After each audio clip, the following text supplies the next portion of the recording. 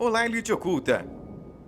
Eu sou Gabriel Brant e se você está nesse vídeo, provavelmente você está esperando a parte 3, não é mesmo? E eu vou trazer para vocês. Mas antes, eu peço que depois de assistir esse vídeo, dá uma corrida aqui na descrição e visite o nosso canal Você Acredita. Quando Sebastião contou a Rafaela o que viu Jadiel fazendo, ela não concordou. Alegou que ele e a Ana ainda eram muito imaturos e que aquilo era errado. O pai alegou que ela estava exagerando e que não devia se preocupar, já que o menino só estava mostrando que gostava de mulher. E mesmo, a Ana era mais velha que ele e ela era mulher, portanto, deveria se dar valor. Rafaela, no entanto, foi falar com Jadiel e lhe explicou que aquilo não era certo e que caso outras pessoas ficassem sabendo, a Ana era quem ficaria mal falada. Além de ele ofender os pais da moça, uma vez que pensariam que ele aproveitou da confiança deles para desonrar a filha deles. Diante disso, o Jadiel prometeu não fazer mais aquilo até que tivesse mais idade. Aos 13 anos, Jadiel já chamava a atenção de muitas mulheres pela estatura e o corpo bem desenvolvido. Quem não o conhecia lhe dava até mais idade. E foi quando a Rafaela veio me procurar. Minha mãe já era falecida, assim como o pai da Rafaela, e eu era a única curandeira da cidade. Rafaela veio me pedir ajuda para acalmar os hormônios do filho. Ela mesmo ouviu pegando uma cabra numa moita perto do rio e quase morreu de constrangimento e susto. Por sorte, ele não a viu, mas ela contou que suspeitava que o Jadiel estivesse se envolvendo com mulheres casadas e até se deitando com Renato, pois eles andavam esquisitos. E além do mais, Renato começou a sentir um ciúme louco do irmão com as garotas. Ela mencionou estar desesperada e não sabia o que fazer. Lógico que não contei que aquilo era um comportamento normal de um jovem lupino na puberdade, mas dei um chazinho que funcionava como um calmante, mas em nada interferia na libido, principalmente na libido lupina. Era apenas para melhorar o sono e acalmar a agitação. Quanto ao Sebastião, com a morte do velho Nonato, ele assumiu completamente os negócios da família e resolveu incorporar a fazenda Fontes Verde às suas posses. Isso por ela estar abandonada e a propriedade Gomes Ferreira ser a mais próxima dela. Alguns fazendeiros, bem como tiveram a mesma ideia, mas ficaram temerosos com os homens de preto, ou seja, o Discob, voltasse a destruir tudo. Na verdade, se criou uma lenda que a fazenda Fontes Verde era uma zona petrolífera e o governo foi quem massacrou os Fonte Verde. Por isso, tudo aquilo foi encoberto. Daí, custaria muito caro a quem se atrevesse a cultivar aquelas terras. Ainda assim, Sebastião contratou mais peões, armou alguns capatazes e colocou vigilância pesada dia e noite. Reformou muitas coisas e fechou muitos acordos. Foi quando começou a usar helicóptero para viajar para onde queria, se divertir em relações extraconjugais sem correr o risco de ser pai novamente e ter que dividir seus ganhos. Ele esperava que Jadiel completasse a maioridade para que o acompanhasse em seus planos ambiciosos, mas este gostava mesmo era de trabalhar na terra, cuidar de plantações dos gados, dos porcos e da vida do serviço braçal. Foi quando ele recebeu a visita de um misterioso homem chamado Alisson. Este estava à procura de serviço e afirmou ser muito experiente na lida com a criação de gado e cultivo de terra. Alisson tinha um filho adolescente que usava uma máscara de queimadura. De acordo com o que ele contou, estava acostumado a trabalhar em várias fazendas pelo país e numa propriedade de cultivo de cana. O seu filho sofreu um acidente com fogo no período da colheita, tendo o rosto desfigurado. Daí, ele preferiu mudar para outra cidade e trabalhar com cultivo mais seguro. Sebastião estava precisando de um homem que não conhecia a história da terra vizinha, a qual se apoderou e decidiu contratá-lo. Alisson Mascarenhas se mostrou muito trabalhador e foi conseguindo a confiança de Sebastião. Nesse período, houve um festejo que estava movimentando a cidade, e a cidade parecia contagiada com um clima de euforia. Foi quando se espalhou relatos de avistamento de um estranho animal numa estrada de terra. Para alguns, um lobisomem, para outros, uma alucinação provocada pela bebedeira dos jovens que vadiavam pela noite. Fazia tempo que ninguém alegava ter avistado lobisomens pelaquela região, mas agora tudo ressurgiu com força. Nunca consegui ter a habilidade de minha mãe, mas observava as pessoas em busca de alguém suspeito. Foi quando eu consultava o livro de faturamento da farmácia que me deparei com um homem muito bonito, de enormes cabelos lisos e pretos e de jeito muito viril, vestido como um peão, porém bem limpo e elegante. Bastou eu me atentar ao rosto dele para que quase caísse para trás. Sem dúvida, aquele homem era Aleilson. Ele continuava lindo como sempre e parecia que os anos só o fizeram bem. Sabia que tínhamos muito a conversar, mas eu não sabia nem por onde começar e explicar as coisas. Assim que se aproximou de mim, ele me perguntou se eu estava lembrada dele. Comentei que jamais o esqueci.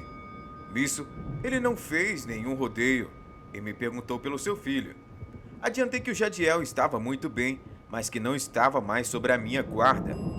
Ele me olhou surpreso, ao que expliquei que, por mim, ele permaneceria ao meu lado, mas a minha mãe, já falecida, teve outros planos. Naquele momento, o convidei para ir até a minha casa. Tratei de fechar a farmácia para que pudéssemos conversar. Ele mencionou que conversaríamos sim, mas que precisava buscar uma pessoa que o aguardava no veículo.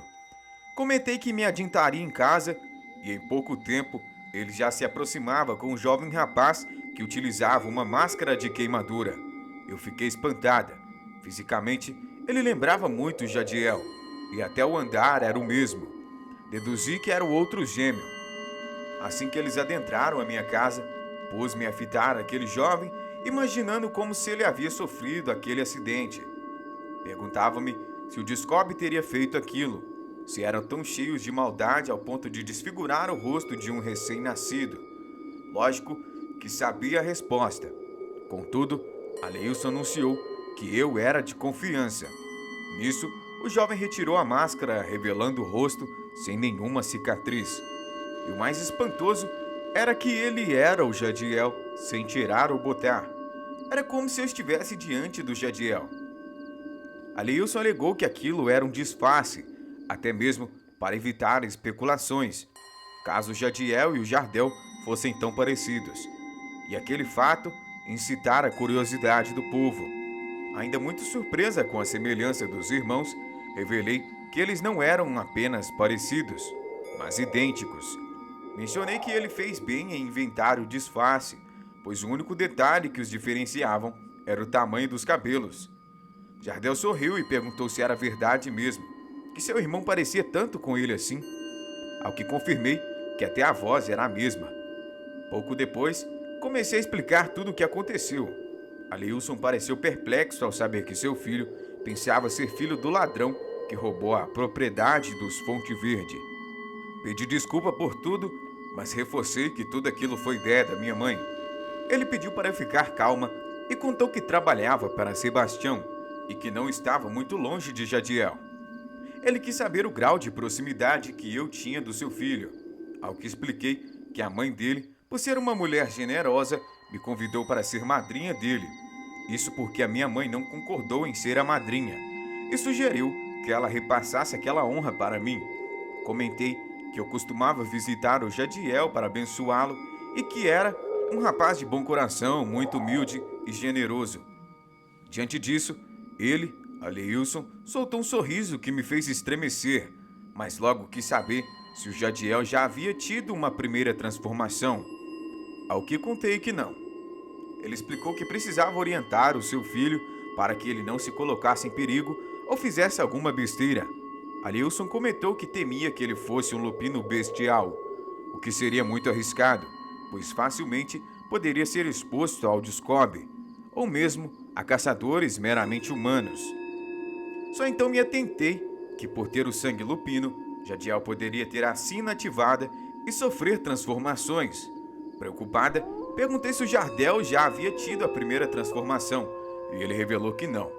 Diante disso, indaguei aonde ele se meteu por todos esses anos, ao que contou que esteve entre ciganos e depois em uma organização lupina de combate ao Discob. Esclareceu que enquanto fugia para salvar a vida dele e do Jardel, conseguiu chegar no acampamento cigano, onde contou com a ajuda deles. Mencionou que, se no passado foi um completo idiota, agora era bem experiente, precavido e atento a tudo o que diz a respeito à vida lupina. Ele me perguntou se havia indícios dos outros lupinos pelas redondezas, ao que comentei que havia sim, rumores de uivos e avistamentos inclusive.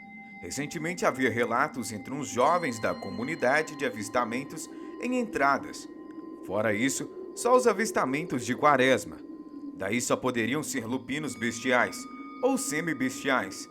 Ele quis saber sobre atuações do maldito Discob pelas redondezas. Aleguei que nunca mais houve qualquer incidente, ou então eles estavam conseguindo ocultar muito bem a perseguição. Eu tentava conter a fascinação que o Aleilson provocava em mim e procurava disfarçar o olhar. Contudo, ele estava mais lindo do que nunca. Aleilson contou que estava usando uma nova identidade e que agora respondia por Alisson. Explicou que precisava falar com o filho e abrir o jogo, mas que antes queria conhecê-lo e avaliá-lo. Ele adiantou que precisaria mais uma vez da minha ajuda, ao que me coloquei à sua disposição. Diante disso, ele se foi.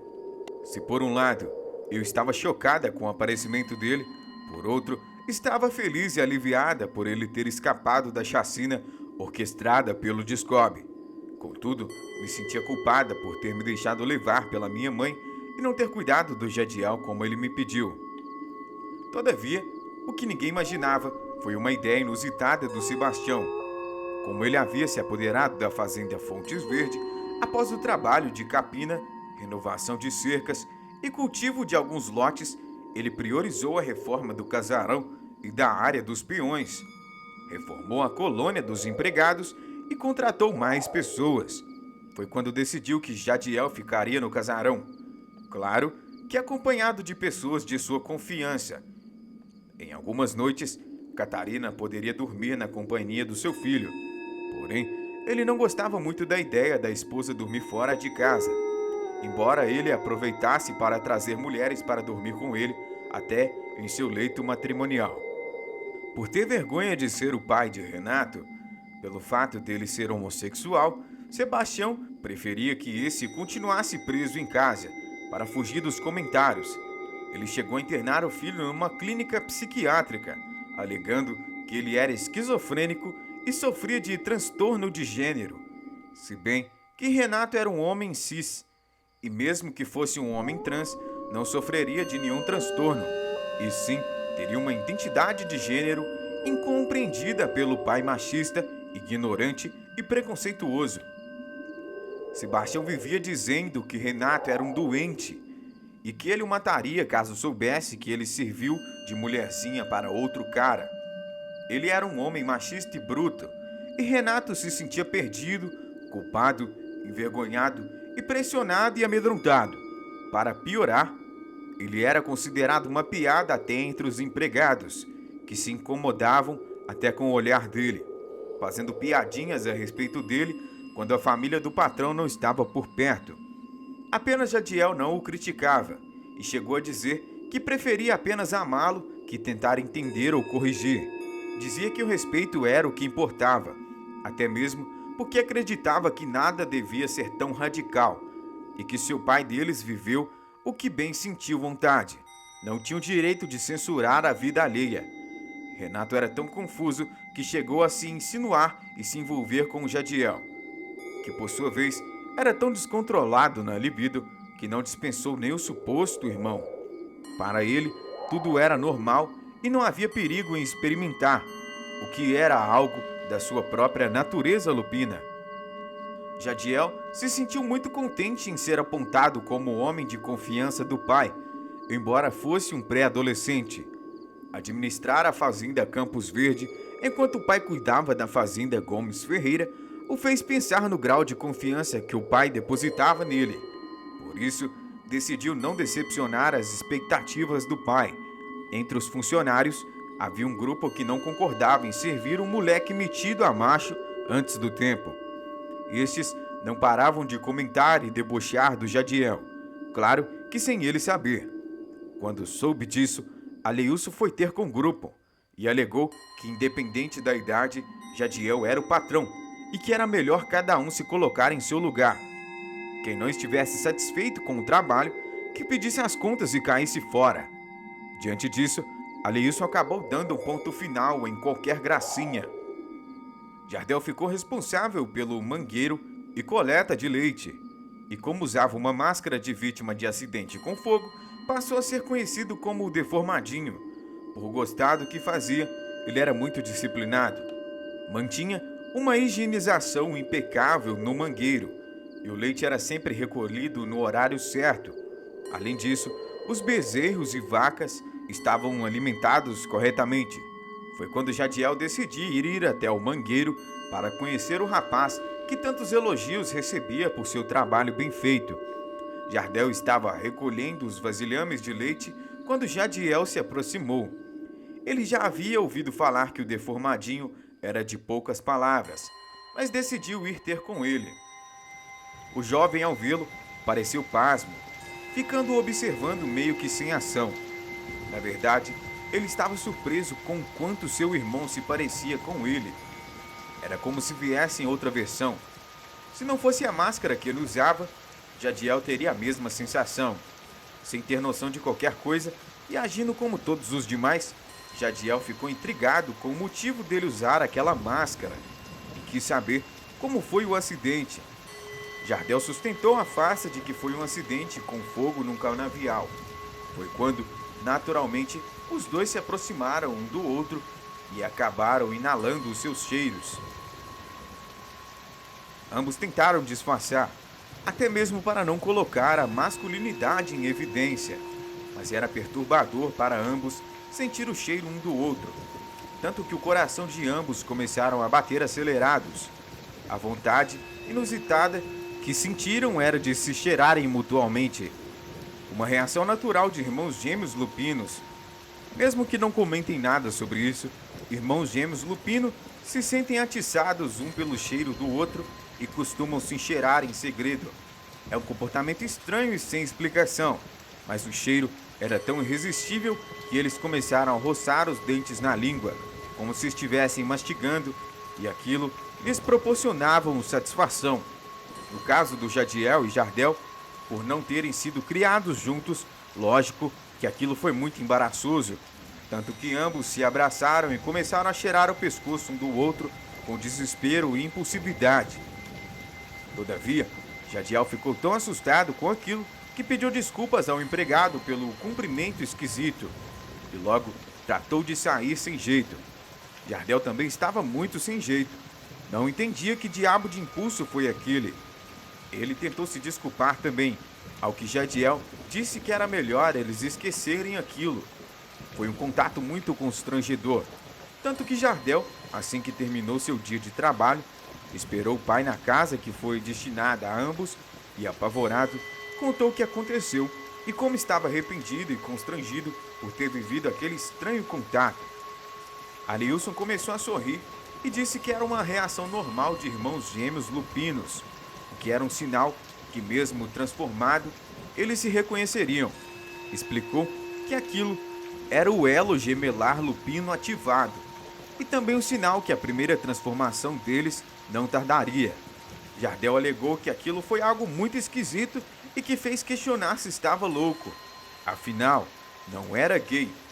Para sentir a vontade de cheirar um homem assim, Aleilson começou a sorrir e até perguntou se ele havia visto o irmão depois disso, ao que Jardel alegou que depois daquele, ele é que não queria ver o Jadiel e estava aliviado pelo irmão também o estar evitando. Contou que estava muito sem jeito, imaginando que Jadiel pudesse até estar pensando que ele era um gay atirado, que ao primeiro contato caía embaraçando e cheirando o pescoço dos homens. Aleilson começou a sorrir e brincou alegando que adoraria ser pai e sogro dos dois ao mesmo tempo, ao que Jardel protestou com veemência e disse que o sol da roça só poderia ter derretido o cérebro dele.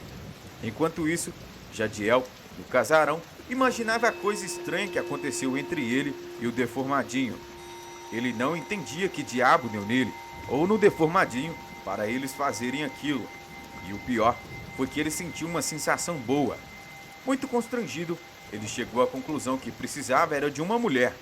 Como a Ana e a família dela estavam no casarão, ele inventou de ir até a cozinha para um breve momento de prosa. Alguns peões estavam em volta de uma fogueira prosseando, entre eles o pai da Ana.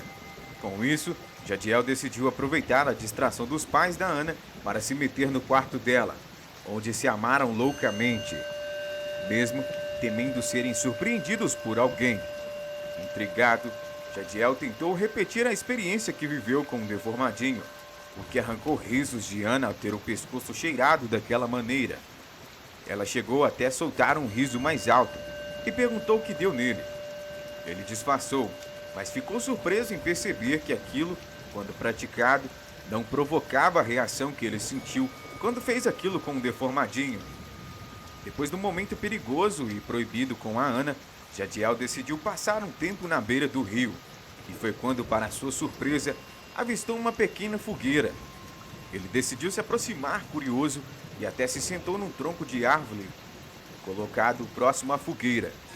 Foi quando deparou-se com Jardel, que vinha com mais alguns gravetos. Naquele momento, ambos tomaram um baita susto.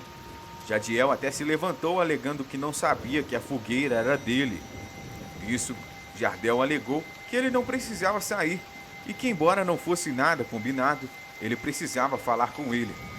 Jadiel pareceu surpreso e foi quando Jardel perguntou até onde ele tinha a mente aberta para compreender situações que pareciam absurdas. Jadiel alegou que procurava elevar a mente acima de muitas coisas. Foi quando Jardel adiantou que precisava lhe contar uma história. Apesar de confuso, Jadiel se colocou à disposição para ouvi-la e, diante disso, Jardel alegou que contaria a história dos antigos donos daquela fazenda, sem mencionar nomes para o bom entendimento e raciocínio dos fatos, e prosseguiu contando sobre o massacre da família Fontes Verde, a fuga do único sobrevivente com os seus gêmeos, a entrega de um dos bebês a uma cigana, no intuito de aumentar as chances de sobrevivência deles, o nascimento de mais um filho de um casal de fazendeiros que, assim como os demais filhos de ambos, estavam condenados à morte, a troca dos bebês sem que os pais desconfiassem que o seu filho morto foi substituído por um dos gêmeos dos Fonte Verde. Jadiel ficou espantado e chocado com a história que o deformadinho contara. Nisso, Jardel indagou o que ele faria se descobrisse que o menino que foi mencionado na história fosse justamente ele. Jadiel ficou muito confuso e indagou: como assim? Diante disso, Jardel tirou a máscara e expôs o seu rosto. Jadiel o fitou incrédulo e quase caiu para trás. Primeiramente pelo choque de saber que o deformadinho nada tinha de deformado.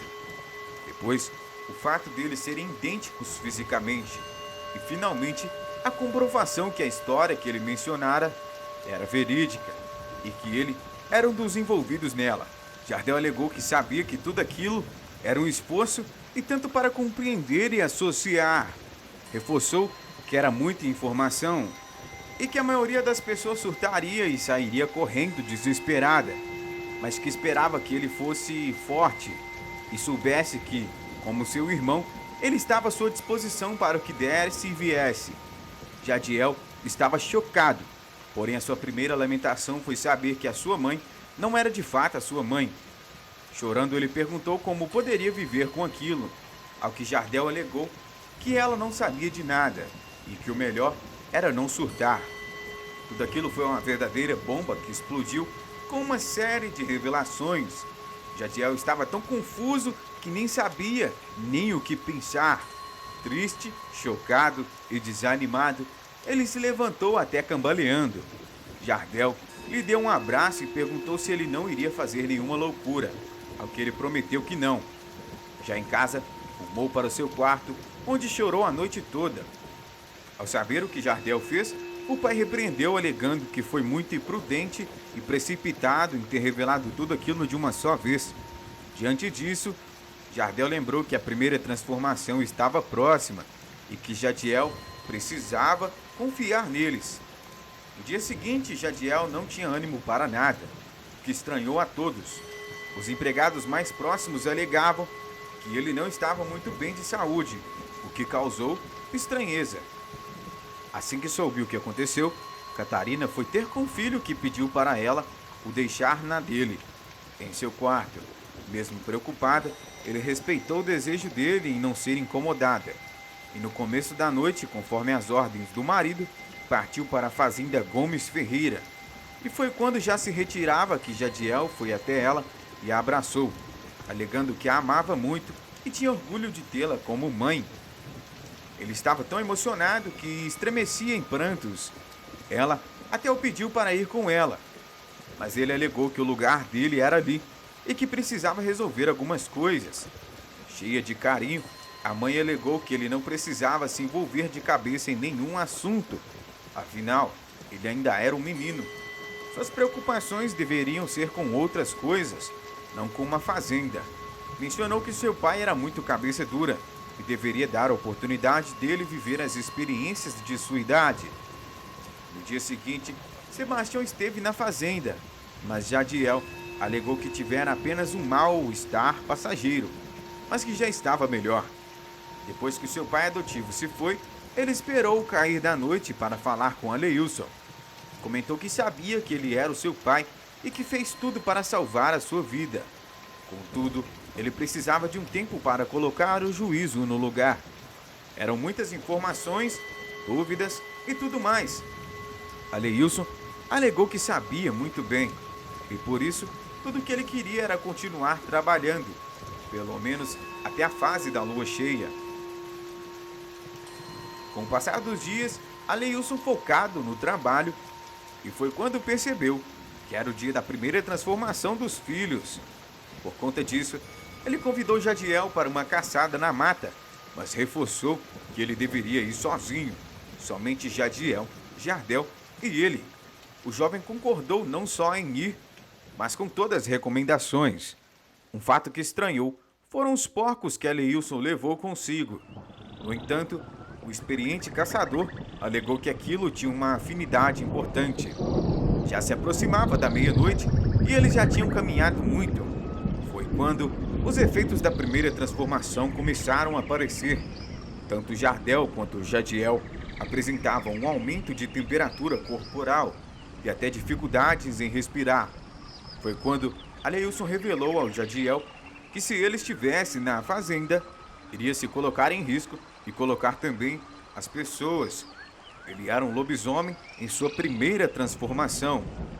Para encurtar conversa, os dois irmãos começaram a salivar e a respirar ofegante. Nisso, o pai os recomendou a despissem, e logo veio o estágio das dores dos ossos quebrando e o relocamento deles na forma lupina.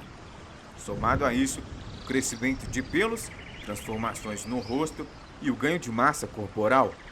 Foi um processo doloroso, mas logo Aleilson se deparou com dois lobisomens negros, de olhos amarelos, força assustadora e fome incontrolável. Aliviado, o pai percebeu que eles eram dois lupinos de consciência, pois entendiam muito bem o que ele falava, apesar dos instintos animalescos potencializados. Os irmãos devoravam os porcos com uma fome desesperada e logo partiram juntos para a caçada. Felizmente, não se expuseram a nenhuma propriedade. Passaram a noite caçando, uivando e devorando apenas os animais que topavam na floresta. No dia seguinte, Aleilson, que já havia pego algumas caças para servirem de confirmação que eles estavam caçando, então rumou para o lugar combinado, onde encontrou os dois irmãos já na forma humana e completamente esgotados. Ambos não conseguiam nem manter os olhos abertos, ao que ele alegou que a primeira transformação era a que mais maltratava. Assim que eles conseguiram reunir forças e já vestidos e tudo mais, Aleilson os levou para casa onde servia um poderoso chá para purificar o estômago e os demais órgãos do sistema digestivo, uma vez que era arriscado, caso eles não tivessem feito todo o processo de digestão na forma lupina. Mas felizmente, tudo deu certo. Por sorte, eles só tiveram transformações em 3 dias da fase da lua propícia. Por outro lado, os pais adotivos de Jadiel estavam inconformados com a ideia do empregado novato de levá-lo para caçar, mesmo tendo relatos de bichos estranhos redundando a fazenda. A história generalizada dizia que eram lobisomens. Alguns sitiantes tiveram sua propriedade atacada e houve avistamento de lupinos em vários lugares. Diferente do que se podia imaginar, não eram o Jardel ou o Jadiel, mas sim membros da matina lupina que Aleilson havia trazido consigo para reaver a sua fazenda. Eram cerca de 50 lupinos. Todos tinham em comum o fato de serem vítimas do ataque do Discob. Estavam desagarrados quando Aleilson os reuniu. Entre os lobisomens, 15 se chamavam Jardel, 10 tinham o nome de Jadiel, entre outros nomes lupinos. Ao chegarem ao povoado, eles se espalharam entre as fazendas, oferecendo seus serviços como peões para não levantarem suspeitas. Já outros preferiram acampar na mata. Estes foram avistados por jovens imprudentes. Foi uma verdadeira noite de desforra e a cidade ficou em pânico.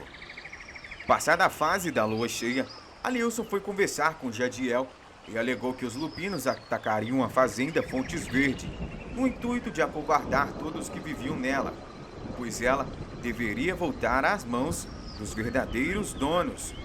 Jadiel ficou preocupado, uma vez que conhecia a teimosia de Sebastião.